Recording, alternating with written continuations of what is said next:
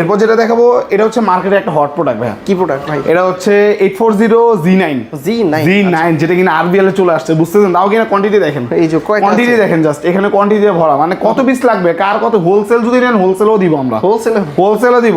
i7 এর 12 gen 16 GB RAM আছে, 512 GB SSD পাচ্ছেন।